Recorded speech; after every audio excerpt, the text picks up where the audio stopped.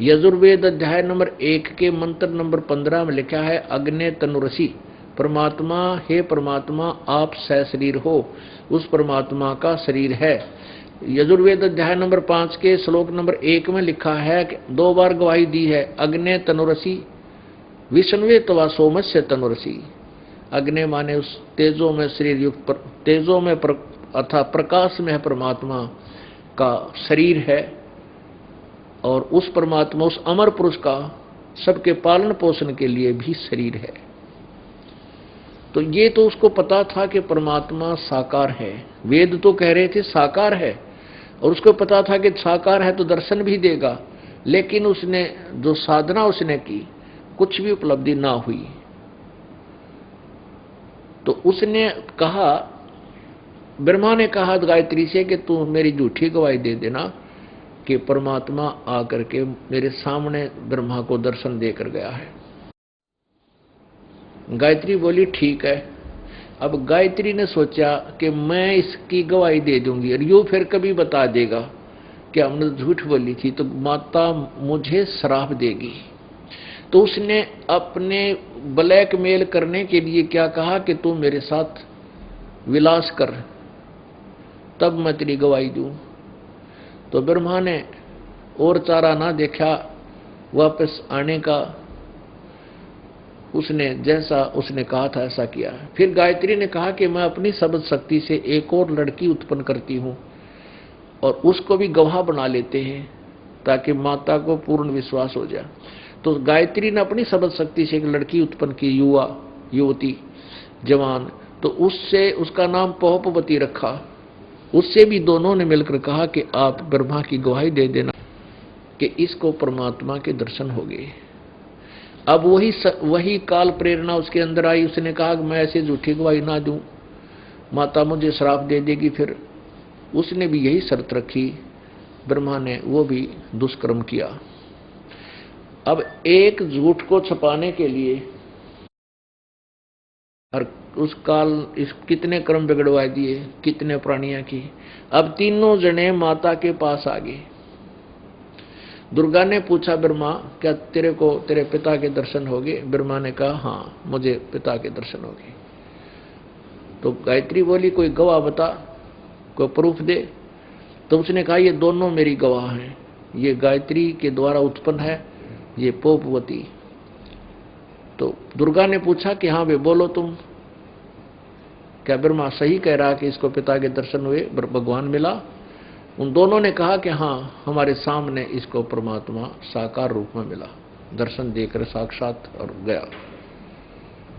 अब दुर्गा ने तो पता था कि काल ने कसम खाई है, प्रतिज्ञा की है कि मैं किसी को भी किसी साधना से अपने स्वरूप में साकार रूप में दर्शन नहीं दूंगा, मैं अव्यक्त रहूंगा। और ये तीनों मिलकर कह रहे हैं कि हमने उसके दर्शन हो गए। तो वो अक्षुब्ध होगी, उस काल से, ब्रह्म से अक्षुब्ध होकर के दूर जा बैठी और कहने लगी कि आप बहुत झूठे हो, मेरे को तो कह रहे थे मैं किसी को दर्शन नहीं दूंगा और आपने इन बच्चों को दर्शन दे दिए, मेरी बेइज्जती करवाने के लिए, मुझे झूठी बनाने के लिए। तब ज्योति निरंजन ने आकाशवाणी की कि दुर्गा ये तीनों झूठ बोल रहे हैं, तीनों झूठ बोलते हैं, मैंने कोई दर्शन नहीं दिए, ये इनकी मन गढ़ंत कहानी है। फिर आई दुर्गा करड़ी होकर, तब उसको पता लग गया कि सचमुच ये झूठे हैं।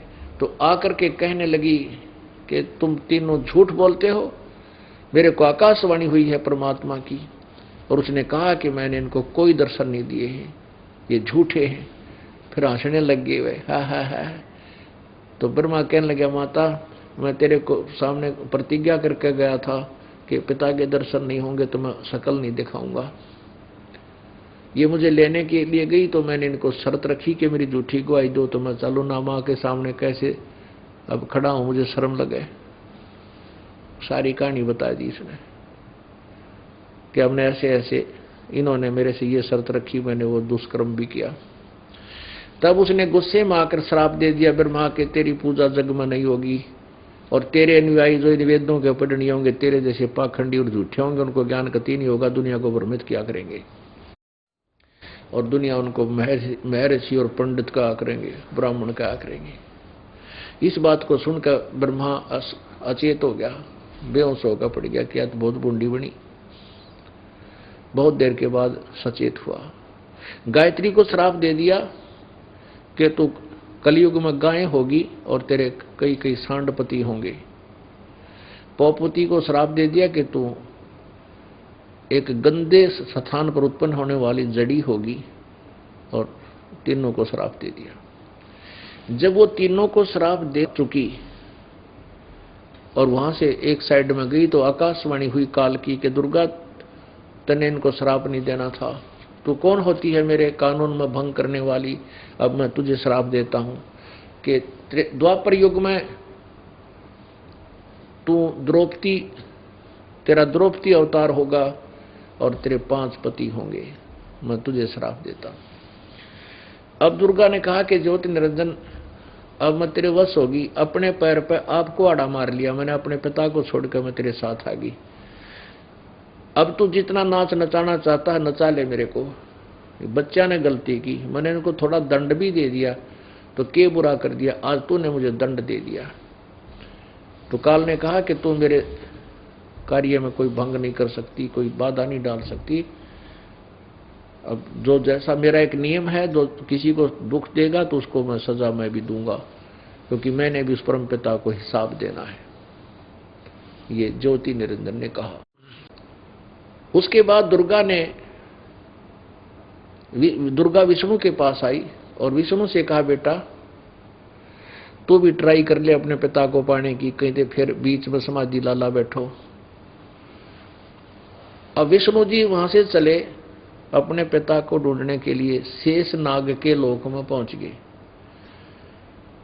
और वहां शेष नाग ने जब देखा कि तेरी जुरिडिक्शन में ये कौन व्यक्ति आ रहा बगैर अचक्के, तेरा खौफ नहीं इसको? यहां पुण्यात्माओं सब ने सीमा बांट रखी ने, कुत्ते ने अपनी सीमा बांट रखी है। 5-4 घरों का प्रधान बन जाता है, उनके आसपास रहता है, दूसरा कुत्ता आ जाता तो उसके साथ पूरी जंग मचा देता है। ऐसे ही जोटे ने अपनी सीमा बांट रखी होती है, दूसरा जोटा आ जाए उसके सर फुड़ा ले, लड़ मरर बुरा हाल हो जाए। ऐसे ही सबने अपनी अपनी सीमाएं बांट रखी। जो ही उस शेष नाग की जुरिडिक्शन में विष्णु जी गया तो विष्णु जी को देख करके उसने सोचा कि तो कोई इसको खौफ ही नहीं मेरा। 1000 फुनों से विषाक्त फुंकारा मारा जैसे सपरे पेंट छोड़ा करें, तो विष्णु का शरीर जैसे धुंध हो जाती है, ऐसे उस शेष नाग के 1000 मुखों में से, फुन में से ऐसा फुहारा निकला जैसे धुंध हो जाकर। तो विष्णु जी के चारों तरफ धुंध का बादल सा हो गया उस विष का, और जिसके कारण उसका पूरा शरीर नीला हो गया, काला हो गया, जैसे सपरे पेंट कर दिया करें ऐसा शरीर हो गया। तो विष्णु जी ने देखा कि इस नालायक कीड़े ने, इस नाग ने मेरा स्वरूप बदल दिया, मेरी के बुंडी शकल कर दी, काला काला बना दिया मैं। अब इसकी टीट भी दाबूं, इसको मारूंगा निकम्मे। जो ही शेष नाग को मारने के लिए और विष्णु जी चले तो काल को पता था कि इसने डंक मार दिया, विष्णु मर जाएगा। तो विष्णु को आकाशवाणी की कि विष्णु, इस शेष नाग को तो कुछ ना कहना, अब ऐसे तुम लड़ लड़ मरते रहोगे तो सृष्टि कैसे चलेगी। अब तो इसको कुछ मत कह, द्वापर युग में इसका बदला तुझे मैं दिलवा दूंगा। ये कालीदय में नाग होगा और वहां तो अपना टीट फॉर टैट ले लिए, इसने फिर गढ़ दिए। अब इसको कुछ मत कहे और वापस जा, अपनी मां ने सच्ची साच बता दे। मैं किसी को दर्शन नहीं दूंगा, तो भूल जाइए कि कहीं धक्के खाता अंडा है। मैं किसी को दर्शन नहीं दूंगा और अपनी मां ने सच्ची बता दे, जाकर नहीं तेरा हाल भी ब्रह्मा जैसा हो जाएगा। सच बता देना कि मुझे पिता के दर्शन नहीं हुए। उस आकाशवाणी से प्रभावित होकर विष्णु वापस आ गया। माता ने पूछा कि बोल बेटा, तेरा पिता के दर्शन हुए तुझे? विष्णु ने कहा कि नहीं मां, मुझे पिता के दर्शन नहीं हुए। तो दुर्गा ने विष्णु को सीने से लगाया और कहा, बेटा तू सत्यवादी होगा, तूने सच्ची साच बताई है, सत्य कहा है, इसलिए तुझे मैं ये सतोगुण विभाग का प्रदान करती हूँ।